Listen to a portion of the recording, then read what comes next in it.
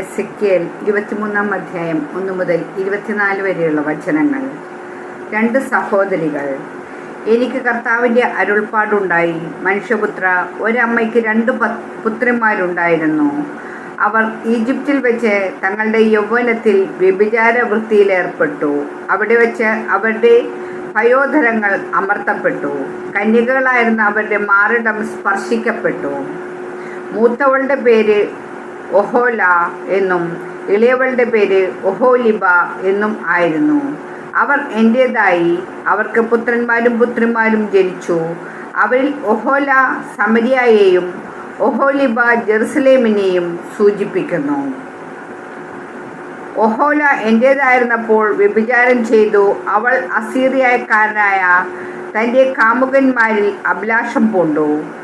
നീലവസ്ത്രധാരികളായ യോദ്ധാക്കളും ദേശാധിപതികളും സേനാധിപതികളുമായ അവർ അഭികാമരും അശ്വാരൂഢരുമായ യുവാക്കന്മാരായിരുന്നു. അസീറിയയിലെ പ്രമുഖന്മാരായ അവരോടുകൂടെ അവൾ ശയിച്ചു. താൻ മോഹിച്ച എല്ലാവരെയും ബിംബങ്ങളാൽ അവൾ തന്നെ മലിനമാക്കി. ഈജിപ്തിൽ വെച്ച് പരിശീലിച്ച വ്യഭിചാരവൃത്തി അവൾ ഉപേക്ഷിച്ചില്ല. അവർ അവളുടെ യൗവനത്തിൽ അവളോടൊപ്പം ശയിച്ചു. കന്യകയായ അവളുടെ പയോധരങ്ങൾ അമർത്തി. അവർ തങ്ങളുടെ വിഷയാസക്തി അവളിൽ ചൊരിഞ്ഞു. ആകയാൽ അവൾ അത്യന്തം മോഹിച്ച അവളുടെ കാമുകന്മാരായ അസീറിയക്കാരുടെ കരങ്ങളിൽ അവളെ ഞാൻ ഏൽപ്പിച്ചു കൊടുത്തു.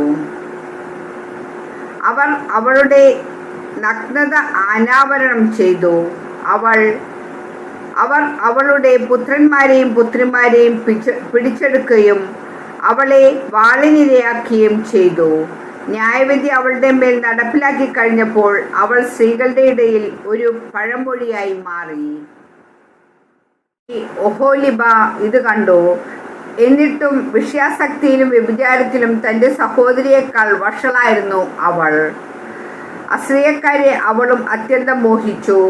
സ്ഥാനപതികൾ, സേനാധിപതികൾ, പടക്കോപ്പടിഞ്ഞ യോദ്ധാക്കൾ, അശ്വാരൂഢരായ യോദ്ധാക്കൾ എന്നിങ്ങനെ ആരും ആഗ്രഹിക്കുന്ന യുവത്തിടുമ്പുകളെ അവളും മോഹിച്ചു.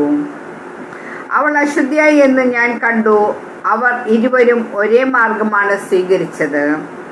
എന്നാൽ ഇവൾ തൻ്റെ വ്യഭിചാരവൃത്തി ഒന്നുകൂടി വിപുലമാക്കി. ചുവരുകളിൽ സിന്ദൂരം കൊണ്ട് വരച്ച കൽദായ പുരുഷന്മാരുടെ ചിത്രങ്ങൾ അവൾ കണ്ടു. അരപ്പട്ടുകൊണ്ട് അരമുറുക്കി തലയിൽ വർണ്ണശബളമായ തലപ്പാവ് ചുറ്റി കൽദായ നാട്ടിൽ ജനിച്ച ബാബിലോണിയക്കാരെ പോലെ കാണപ്പെടുന്ന വീരന്മാരുടെ ചിത്രങ്ങൾ അവ കണ്ടപ്പോൾ തന്നെ അവൾ അവരെ അത്യന്തം മോഹിച്ചു. അവൾ കൽദായയിൽ അവരുടെ സമീപത്തേക്ക് ദൂതന്മാരെ അയച്ചു. അവളോടടുത്ത് ശയിക്കാൻ ബാബിലോണിക്കാർ വന്നു. അവർ അവളെ വിഷയാസക്തി കൊണ്ട് മലിനമാക്കി. അതിനുശേഷം അവൾക്ക് അവരോട് വെറുപ്പ് തോന്നി. അവൾ പരസ്യമായി വ്യഭിചാരം ചെയ്യുകയും നഗ്നത തുറന്നു കാട്ടുകയും ചെയ്തപ്പോൾ അവളുടെ സഹോദരിയോടെന്ന പോലെ അവളോടും എനിക്ക് വെറുപ്പായി.